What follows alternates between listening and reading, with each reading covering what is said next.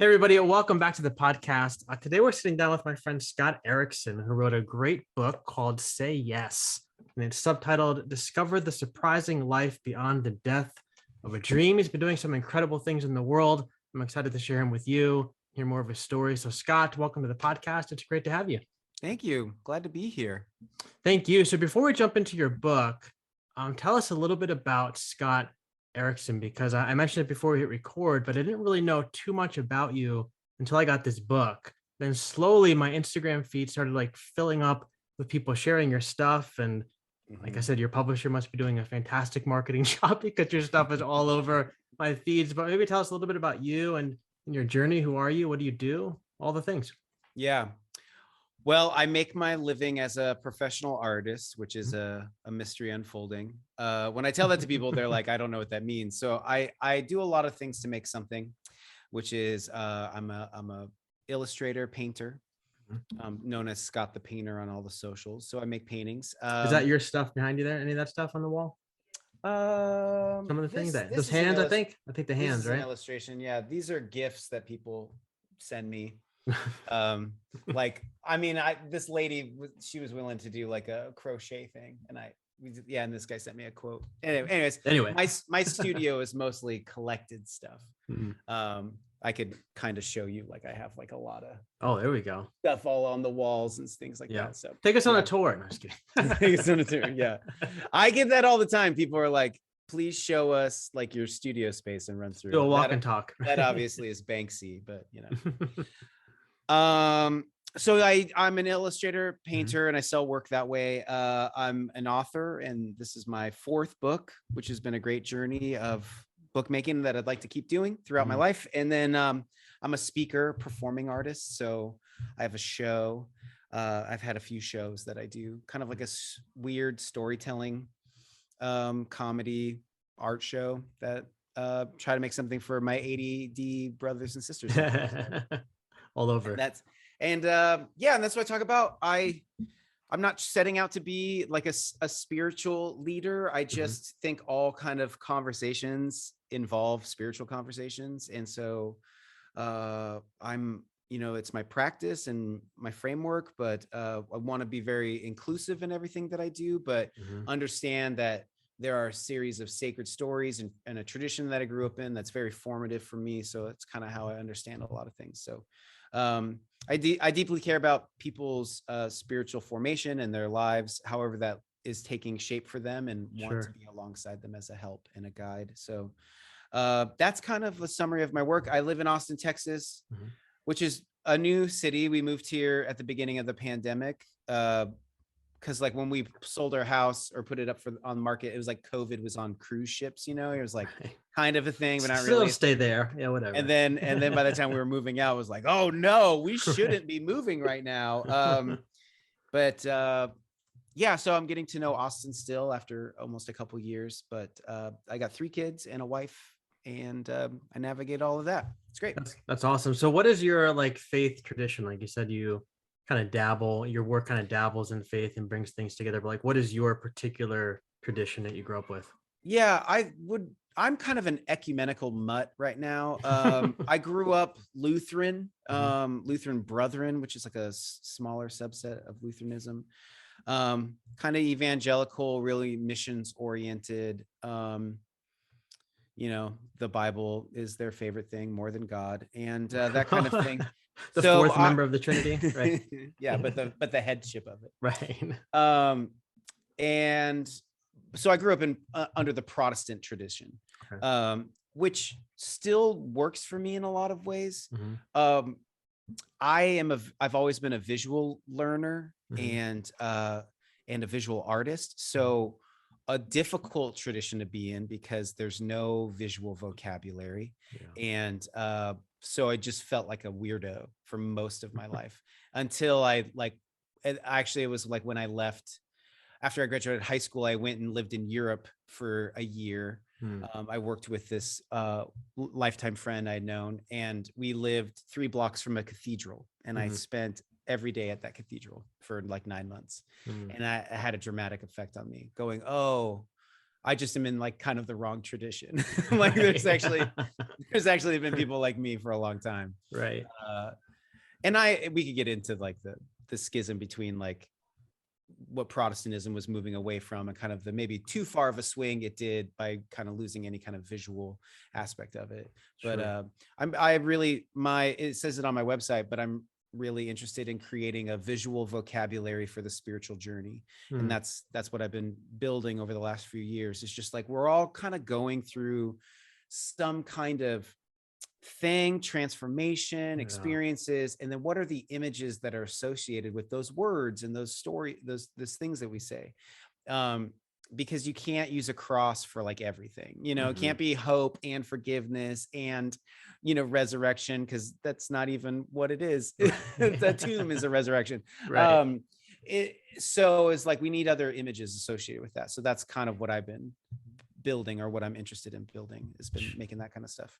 Sure. So I had mentioned before that like a lot of our listeners are kind of in that place of deconstruction, and I'm curious, like, is there anything, did you go through a season of like deconstruction? Do you have anything that you had to like rethink from your past that you were like, aha, like, I don't know if this really fits for me anymore? Yeah, absolutely. It happened cliche wise in my kind of mid 30s. I mean, I think there are, in these last few years, I think there's been it's been apocalyptic in a way, meaning apocalypse means uncovering. So there's been a lot of uncovering, and we've just called BS on a lot of stuff. Say it. It's all good. Bullshit. I don't know, drop it like it's hot. I can bring the curse words if you need to. So we call the bullshit on a lot of it. So there's that kind of uncovering, but I also think there's just like, there's a typical 30s things stop working for you. Right. And how I would describe it is like, it's Richard Rohr, Dickie Rohr says, often love or suffering are the things that are going to transform us. And unfortunately, like I had a number of friends die at young ages, and I realized that my practices, my spiritual practices, meaning the way in which I lived and said the narrative of what life is, like, stopped working in the face of some immense suffering.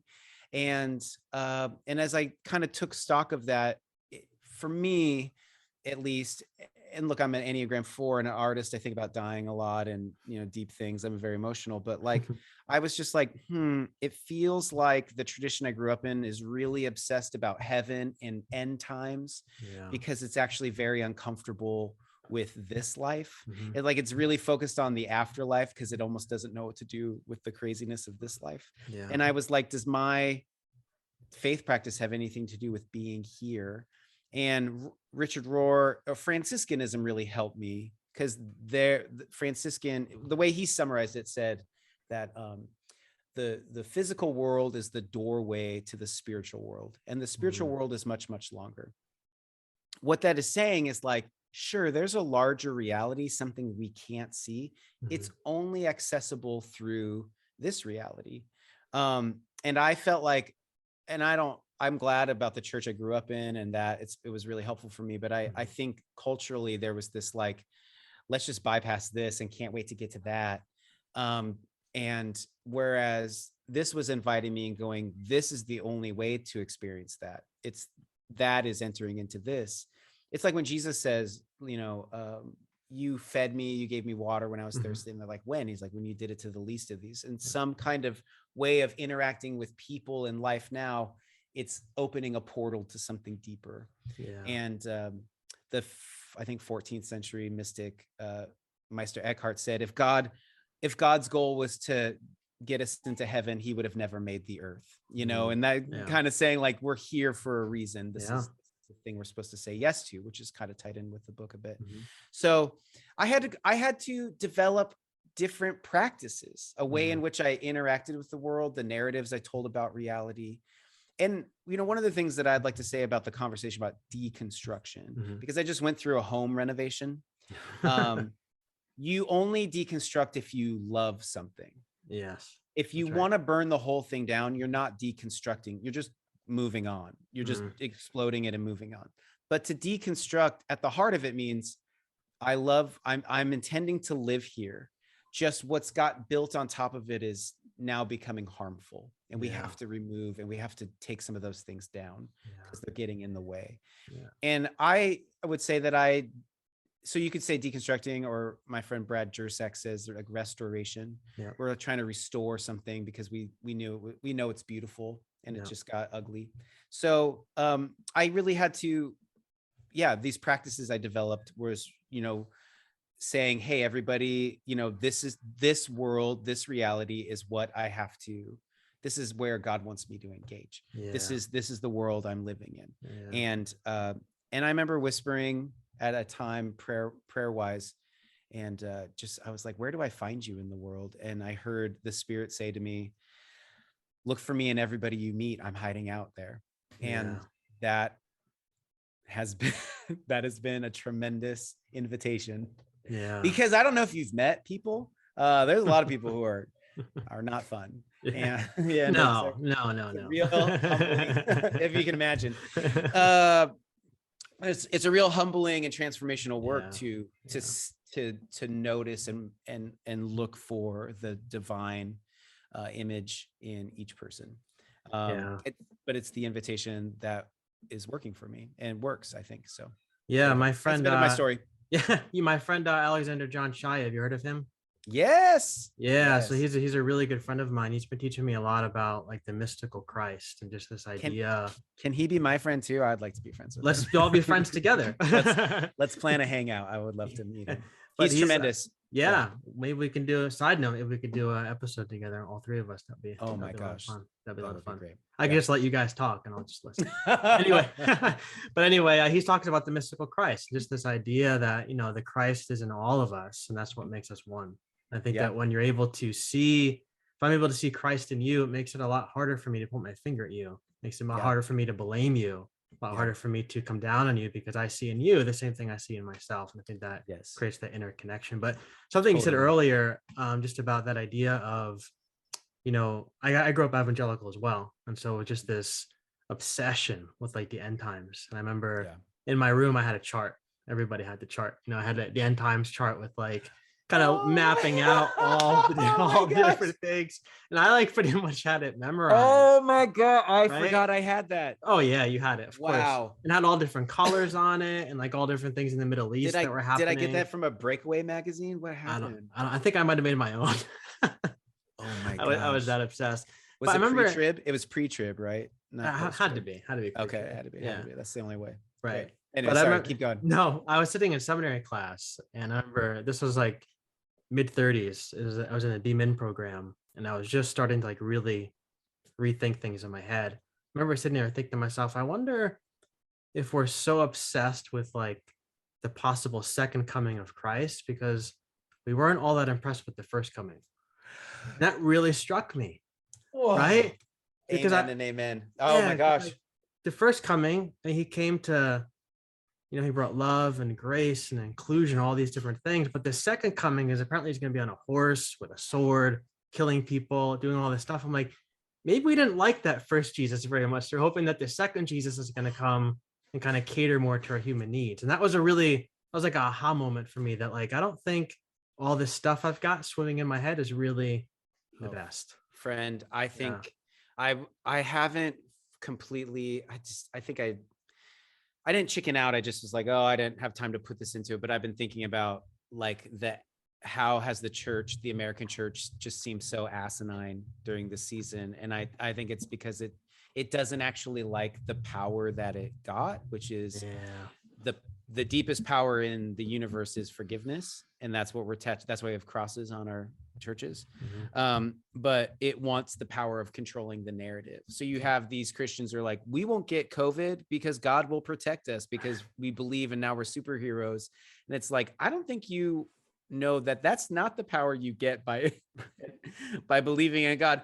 And actually, it's really telling about actually what the power you want in the world is. Yeah, it's a very, oh my gosh, that is so good. And I know, I'm not to tie in the book because, but Say Yes, started as a talk and a show, and it still is a show. But like, that's one of the things that I realized. I was like, because I wanted to talk about suicide, the spectrum of suicide. And I was like, oh, obsessing about when Jesus, so suicide, a suicidal ideation conversation is about you're trying to control a pain you don't feel you have in control of. And deciding whether or not you want to be here is like your ultimate control. Like it's one way to go. I can control all this stuff is happening to me. I'm not in control. I can control something. And then I was like, being obsessed with end times is the exact same thing. It's like you're in a pain you don't feel like you have control over, which is the pain of being here, the mystery of existing. And the way you can try to control it is control what's after existing, the afterlife, because it's like, well, I don't know about this, but I know afterwards I'm gonna win, or I'm on the winning side. And I was like, shit. I was like, oh my gosh, suicide is escapism, end times obsession is escapism. And then I was like, whoa, a lot of the religious tradition or culture that I've partaken in, because the real obsession with the end times came in like the 70s. But like, I was like, oh man, this is all about kind of dealing with the painful mystery of being here. And that's when it really hit me about like, I want to have a conversation about giving up or suicide or ending, because I was like, it's a human thing. It's a religious thing. It's a spiritual thing. It's a very deep conversation on multiple levels. But man, I'm going to think about what you just said about we didn't like his first coming, so we're hoping for a second one that's more along the lines of what we like. That, dude. I had some people. We could talk a long time about that. That could be an episode. That could be episode 2. That could be part 2 of our talk. Because I'm working on something that's about that. So I don't want to quite reveal it, but like, I'm working on something that's about that. So there you go. Great. I mentioned that on social media once, and some people liked it, and a lot of people didn't. No. Because it reflects what we're hoping to get out of the whole thing. Yes, exactly. And I don't say that trying to like shit on. No, because I say it because I'm like, dude, I'm always wrestling with wanting to be powerful. I see that in myself. Yeah. I see it in myself. And like, oh, that is confronting. That is very confronting. 100%. Woo. Yeah. All right. So your book. You're welcome, everybody. It's a free podcast. You're welcome. That's it. Say yes. Give us the elevator pitch of this book. Who is your target audience? Oh, man, give us a short. You're in an Uber, and the guy says, "Hey, what do you do?" So I wrote a book, and you're almost at your stop, and he says, "What's your book about?" You got like 2 minutes to tell him. I go, so there's this prayer, this obscure prayer in the Old Testament, but if you pray it, God will give you wealth and enlarge your territory. It's set. I like it. It. Done. Oh, I'm sorry. That was Prayer of Jabez by Bruce Wilkinson. Wrong book.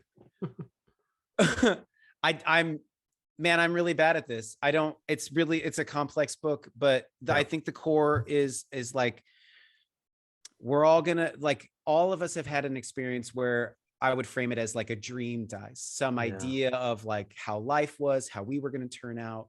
It doesn't come that way. And what's hard in that moment is that there's this voice of fear. I call it the voice of giving up. That's pushing against us to keep going or pursuing or moving on. And I had to develop our counter arguments to that voice and practices, mental health and spiritual practices that I implement in my life. And they have really transformed me, and I still do them today. So I wanted to discuss the voice of giving up. What happens when things end? Is there something on the other side? What's the surprise about the other side of a death of a dream? And how can we, because I really think we live in a really difficult culture now, that we need real specific life-giving practices to help us keep engaging with the gift and miracle of our life that we're being presented with. And it's an illustrated guide along that conversation. It's really good. So that was like, if we were like 3 or 4 blocks from our destination, it's good enough. You would have had to stay in the car for maybe a minute, but you were good. We just sat there. He turned around and we like talked. And I was like, "It was great. Thanks. Here's a tip. Thank you very much." That's right. So, oh man, you and I are so much alike. We have the same kind of humor. I like it. That's great. But the book, the origins of the book, kind of were birthed in a toilet bowl, right? It's kind of what you talk about in the book. Wondering if you could, without giving away too much of the story, if you could take us back to that moment. So I Yeah. think a lot of our listeners will kind of feel that. It's right at the beginning, but like Yeah. I had this moment where I put my kids to bed one night and I walked out of their bedroom and I noticed I was crying, not because of any like kind of magical bedtime story. I just something was happening to me. Yeah. And I tried to stop crying and I couldn't. It got deeper and deeper. And I was just like looking for a place by myself. And I made my way to our only bathroom, this little bathroom off the kitchen. And I just sat on the toilet and I just cried for like an hour. My wife found me. She's like, "Are you okay? What happened?" I was like, I don't know what's going on. She's like, "Do you want to talk about anything?" I was like, "My tears are me talking about it. I don't know what's happening to me." Yeah. And with some time and reflection, I realized what I would say is like a dream was dying, that there had been this idea or revelation about what, like for me, it was about a revelation about who I wanted to be in the world. And I felt really far from that. And I was kind of grieving the loss and death of a dream. Like it's like my body, it's like physiologically and psychologically, my body knew I needed to let it die. And I was just grieving it. It was making me grieve it. And there's sometimes where you're aware of what you need to grieve. And then there's sometimes you're just like, oh, I have to get over this. Like it just hits you. It's something subconscious. And but I knew I kind of identified what kinds of things I wanted to be doing. And so I was about to turn 40 and I had kids and it was like more complicated, but I was like, I guess I got to start pursuing this way of being in the world, this kind of vocation and stuff. And immediately I was confronted with these voices and these like 3 arguments that are in the book. The T-Rex. And then I gave it, so I did this like work of personifying it and I call it a T-Rex of giving up from an obscure scene in Jurassic Park 2, The Lost World. But feels really interesting about it feels true about the voice of giving up, which is like, you're in your bed at night and then you look out your window and there's this huge, massive monster that's looking at you. And it's like, well, I was just psyching myself for trying tomorrow morning. And that monster's like, no, give up. It's not worth it. And it's kind of like that voice that's present in your life. And so I developed these like counter arguments, these practices, and that's and then wanted, they're very simple. The book could have been very small, but I noticed that these conversations led to deeper conversations about existence. And if there's a giver of existence, like I say in the beginning, I'm like, we all know that life is a miracle. Like we have data for that. But what happens when the miracle sucks? And if there's a giver of that miracle, does the giver have anything to say about the suckiness?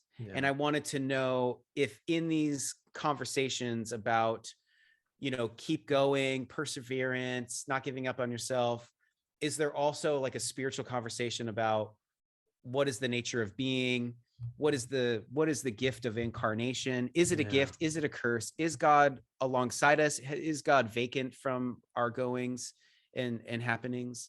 Is life co-creative, or should we just assume we're on our own and it's all up to us? Has anybody else gone through this? These are the things I wanted to that I thought had to be discussed alongside this, because when I was dealing with some real mental health and suicidal ideation, my therapist was like, you need to start a physical activity. You need to get your body going. It helps. And it did. And I started this running routine, but I remember on one of those runs, I was like, I feel better, but why the hell am I running? Why should I feel better? Is it worth feeling better for, And so I bumped up against these existential questions. And that's where I was like, this show and this book are about hey, there are really practical things you can do to pursue a new vocation or reinvent yourself or all that stuff. But in that process, you're going to bump up against well, who the hell am I? And where did I come from? And is existence a gift or a curse? And is benevolence behind me, or do I should not expect anything? And these are the deeper things we have to ask and talk about. And that's what I wanted to do. Yeah, that's really good. I found myself resonating a lot with that story, and I wanted to tell you my own toilet bowl story, if that's okay with you. That's great. So I'm just gonna call it the toilet bowl story and get you to respond to it. But I had worked for Apple for 11 years in various retail stores in New Jersey and North Carolina. But the last Apple store that I worked at, is actually the last 2 that I worked at, was about an hour and a half from home. with traffic in the morning rush hour, talking like 2 hours, sometimes 2.5 hours. And Wow. so when the pandemic hit, everybody at Apple started to work at home. Yeah. And I began to realize like how much time I missed with my wife and my daughter, who was 2 at the time, Yeah. being gone 12 hours a day. Like obviously you're like, duh, obviously, but when you do it every day, it just kind of becomes your norm. And so I And you have decided. responsibilities to take care of them. And, yeah, I get it. Yeah. Exactly. So like 11 years and I got all my benefits, I get all the stocks. I mean, it's like, this is just what I need to do in order to take care Yeah. of my family. But then Yeah. I decided like, I'm not going to do this anymore. And so 18 months after the pandemic started, Apple started calling people in my role back to the store. And when they did, I quit, put in my notice and I quit. Wow. And I tried really hard. Like I'm talking for about a year to find like a permanent at home role. But with the volume of people who are applying for these roles, it was just wasn't going to work. Like they would say like a role would open and they would get maybe 2 to 3,000 people who would apply for this role. So your resume just kind of gets lost in the mix. And Wow. so it Yeah. just Yeah. wasn't Yeah. going to work. And so I quit my job and I got a job at a local Starbucks about 10 minutes from my home. So I figured if I got to leave my home, if I can't get a remote job, I'd rather Yeah. work closer to home, Yeah. than far away. Yeah. But then on my second day at Starbucks, to make the long story short, I found myself in the bathroom at Starbucks having this major anxiety attack, which I haven't had in, Yeah. I don't know, maybe 5, 6, 7 years. And I'm on the floor, not even on the toilet. I didn't make it to the toilet. I got on the floor and I'm literally crying my eyes out. And I called my wife and I said, she was like, what's the matter? I'm like, I was like, I can't do this anymore. Like, I can't do this job. I don't want to do this job. I don't know what I'm doing. Like, this isn't it. Like, I'm 39 years old. Like, I can't do this. I don't want to do this. And I had been doing this podcast at that time for like 3 years. I got my DMin degree 2 years before that. Yeah. I had a lot of things like I wanted to write, things I wanted to create, stuff I wanted to do. But like you said, I also have bills to pay. And so like Yeah. I have responsibilities. Yeah. And I remember sitting in that bathroom on the floor, feeling like whatever I'm going to do when I walk out that door, whether I'm going to go back behind the counter and just suck it up, or I'm going to go and I'm going to quit. Like, is this going to define whatever the next season of my life, is going to be? Yeah. And so with my wife's support, I hung up the phone. I went to find the manager, face all wet from tears and everything else. And I just quit on the spot. And Wow. I came home feeling incredibly defeated, like incredibly crushed. I didn't know what I was going to do. But as the days kind of turned into weeks and the smoke began to settle, I talked to my wife a lot. And she said, maybe this is what we need, in order to get into the next season of our lives, whatever that's going to Yeah. be. And she Yeah. ended up getting a part-time job at a salon and she loves that. Yeah. I stay home with our daughter until like 1:30 when she gets home, and then I come down Okay. here and I do the podcast, and I have like Yeah. 3 or 4 social Yeah. media gigs that I picked up Yeah. over the last few months. So it brings in some income and stuff. And Yeah. I self-published a book, and I just kind of I just released that on Amazon. And so what I'm saying is that like on the Congrats. bathroom floor, thank you, on the bathroom floor at Starbucks, like it felt like it was all over, like it was just Yeah. spiraling out of control. Like you said, the T-Rex is out there screaming all these different things at me. But in reality, as I look back now, and it's still very fresh, it really was the birth of something new Yeah. in my life. Like the dream I thought was ending, but it's really just beginning. And Yeah. so your Yeah. book, the whole time I'm reading your book, I'm like, yes, yes, yes, yes, yes. Like this is it. Like this is exactly what was happening. You were putting so many words on my feelings. So I just wanted to Yeah. share that with you. You were Kind of literally get your saying response. yes. You're like, yes. Yeah, Yes. exactly. That's tremendous. And I'm glad my work could corroborate what was already happening to you. That's Yeah. that's amazing. I was just on a conversation with a friend just a few hours ago, and he mentioned this book called The Grace in Dying. Hmm. And it's this woman who did like hospice care work, but she said, and this is a new concept, so I'm still mulling it today. And I was like, oh, I wish I read that book before I finished my book, because that would have been helpful. Because what I say about when I thought about trying to do something new at my age that I was at, I was like, my initial thought was like, that sounds embarrassing. Sounds embarrassing to try to do something when you're supposed to be at the age of mastery. Oh yeah. And but what she was saying is that what happens in hospice care when you lose kind of control of your body, and you have to let other people help you. And this, I mentioned this about Bronnie Ware's book, 5 Regrets of the Dying, which is the one I read. There's like, there is this like death of, it's the path of embarrassment. It's the path of being humbled, kind of, maybe you could even say the death of the ego, which is just like the imagined version of yourself has to die in order to get to like the things that are possible. And Say Yes is kind of like, what's the gift on the other side of a death is, I think, a new way of seeing everything, and a new possibilities and stuff. But you have to go through that like death of the version of myself, which I actually think what the death of a dream is. It's not necessarily about like not getting that thing or not getting that degree or not doing, it's more about the death of the version of yourself that didn't have any weaknesses or limitations, that kind of perfected version that you hope to be. And like, that's not, but that has to get out of the way in order to get to what's inviting us to today. Because in the last section of the book, I talk about kind of having a death practice. And I think that's very Enneagram 4 and artist and being obsessed with death and all that kind of stuff. But like, it's more about like, I can see that people who are in hospice care and other things, they say there's a wisdom at the end of life about people in their regrets and stuff like that. And I want to take that wisdom and apply it to my life today. Like I would like with the hopefully many more decades I still have, I would like to apply that wisdom where you go, I wish I would have lived my life this way, because I can see now that that's the way to live life best. I want to take that now. And so I have like a series of kind of death practices, which just means I remind myself that I'm going to lose things. I'm going to lose my kids. Hopefully not before I die, because that's the worst. And there's a long history of parents who, including in the Bible, who Mary, Eve, they've all lost their kids before they died. Sometimes in the morning when I know I have a lot of kids stuff and I'm not looking forward to it, I'll just go, what if this is my last day with them? What if I lose one of them tomorrow? How would I treat them if I knew that I wasn't going to see them again? It just reminds me of how I want to be in the world, how I want to care and love things. If you knew you were going to die tomorrow and then you were going to go out to lunch with somebody, even if it was like a shitty burger, you'd be like, this burger is amazing.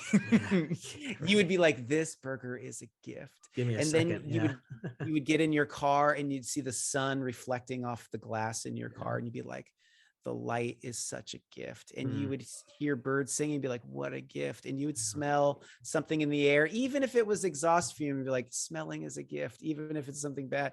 You would just see that everything is a gift. So what is the difference between everything's a fucking curse to everything's a gift? It's all how you see it.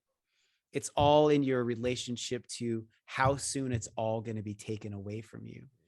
And the closer you get to it's all going to be taken away from me, you get closer to seeing it as a gift. This is why I think Jesus says, like, you got to die so you can really live. Like, you have to let the ego die, let the person, like, this is the process of letting that go so you can enter into the gift of living. And this is, I'm not saying I do this successfully every day, but I do know I'm invited to practice this. This is something I want to keep practicing. So yeah, I love it. I love it that there's an unexpected life, book plug, a surprising life on the other side of a death of a dream, on the other side of a death of something. That is the surprise, is like, oh, there's something unforeseen after all of this. That's right. I just had to go through that really painful, either on the toilet or the bathroom floor, to be transformed into getting to that space. Yeah, I mean, Alexander Shia talks about, the idea of the holy darkness, just how, like the womb of Mary is dark, and out of that dark womb wasn't the end, but it was just the beginning. And so often when we hit those dark times, we think we're at the end, but we're really in a womb. And the womb is about to birth something new. I think if you can keep that perspective, right? I love it. I so love good. It. What a great metaphor. So good. So good. Yeah. Hey, we're nearing the end of our time. Yeah. But really quick, last question. For the person who's listening, who finds themselves in that bathroom moment where they're they don't know what's next. Yeah. They don't know what's going on. It feels like things are coming down. What Yeah. is your, if they were on the mic today, what's something you would say to them? Well, my friend Nadia says this. She's like, 100% of us are not doing well right now. So like we're 110% of us are we're kind of like all there in in the some collective ways. bathroom. One of the things, so in my lowest moment that I've ever had in my life, which was a moment where I had all my plans run out. Yeah. All my options had run out. I found myself as a human man in a family, the breadwinner of family, being jobless and optionless and having no idea what to do next, like nothing. Yeah. And it was really disheartening. And then if I can take like a few minutes to tell a story. Please. Yeah. I found myself, I did get a friend emailed me and was like, hey, I'm doing a video. He's like a YouTuber. Could you make something for me? There was like this light up sign. And I was like, yeah, I can do that. So I found myself at Home Depot and I ran into this guy, Cameron, that I know from, this is when I lived in Portland, from Creative Projects. Cameron has long hair, a beard. He's a carpenter. And he runs a home church. He's like sneakily messianic, as like what I like to say. And he asked me about my week, and I was like, honestly, it's been real shitty. I've had a really bad. I'm really lost.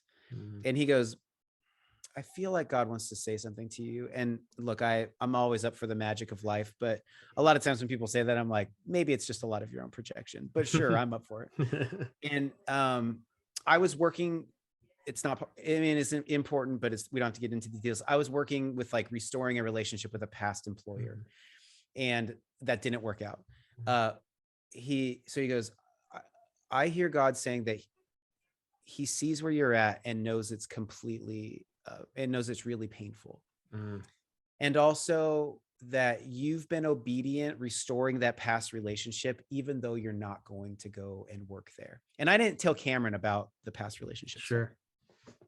And that just like brought me to tears in the nuts and bolts aisle at Home Depot. After I, cried for like a few seconds, and I was just like, man, that means a lot. Thank you. And then I was like, well, what are you doing here? Are you here for anything? What are you here to get? And he goes, I'm nothing. He goes, I was driving by with my wife and I sensed the Spirit tell me to go just sit. And I've just been waiting here for like 20 minutes. And so he walked out with me. I said hi to his wife in her car. And then I drove home, and I remember thinking about it, going, what I'm looking for right now is some kind of plan. Yeah. Like, what is the plan of my life? Because all my plans have run out. And then the giver of my life, through a kind of miraculous meeting with a friend, said to me, I see where you're at, and I know it's painful. Yeah. And then that's it. And didn't go, and so here's what's next. So in that moment, I said, okay, well, I guess what's the only conversation I can have by being here? Yeah. Look, I would never want to get in debate with somebody about this, but like kind of my running theory is like, if Jesus wants me somewhere else, I would be. Like, and that's maybe a little too simplistic for the complexity of the universe we live in, but it's kind of a running theory. Yeah. So if I'm here, then what does here uniquely allow me to ask? Yeah. And as I sat and I got quiet with that, the question that came up at that time was, oh, am I still called to be an artist? Am I still, like, not as a person, but like as a vocation? Because I had been a vocational artist for a while and then moved on to some other jobs where I did creative work, but I wasn't like a full-time artist, self-employed. And the answer was yes. And then I was like, oh, wow. So then I started taking steps to do that.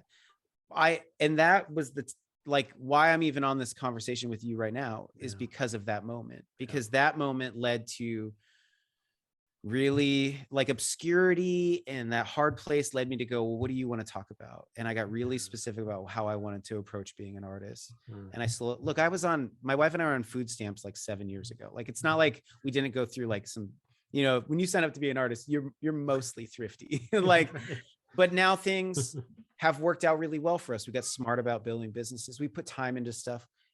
it's all a learned skill. Yeah. But what I would want to encourage somebody is saying, like, just because you're in a painful spot does not mean that you went down the wrong track. Yeah. You ended up at a dead end. It might be the thing that prepares you to get to the only conversation that you can have by being in that situation, which is the deepest desire in you. That's and what you have, maybe because of fear, not been paying attention to. Yeah. I'm not trying to sugarcoat it. I know there can be a lot of disappointment in life. I know a lot of things don't work out. A lot of things you're not in control of, for sure, for sure. But I think the surprise of life, and only noticed in retrospect, is like those things often become the way in which we bring the most light into the world. Yeah. It helps us give a perspective. It keeps us vulnerable, which is the only pathway to connecting to each other and God and the universe. So yeah, there's lots of things like that. That's what I would say. I think, and collectively we're at a time, like, I'm not making any predictions, but a lot of things are going to change in the next few months from what I've been hearing and stuff like that. And before we just move into like, let's just get back to the rat race of everything. Yeah. I think on the other side of this death of a dream, this collective pandemic is to ask ourselves, well, what can we uniquely do because of this? And then what came to the surface? How do we want to do this now? What's the gift of being on the other side of this? Yeah. And that is what I'm interested in, having that conversation with others too. So good, man. Listen, I could talk to you all day, but now I've got a reason to get you back. Multiple reasons. We have a lot of things we have to cover yet. We got a lot of things to cover. Where can people go to find you? Instagram is Scott the Painter. Yeah, I'm Scott the Painter on all socials. Although I haven't checked in Facebook. There could be like something going on and I don't know about. But you should go over there, because no, I'm just kidding. It doesn't look good. You don't know. But I'm most active on Instagram, a little bit on Twitter. I respond to everything that comes my way, so you can find me there. You've responded to me, so you do respond. Yeah, there we go. I'm a big deal, but not a big deal. So I respond to all those things. You can connect with me. I'm posting stuff and the work I do in offering spiritual formation through image contemplation on those platforms. I have a tour of a show that is Say Yes came out of. It's called Say Yes.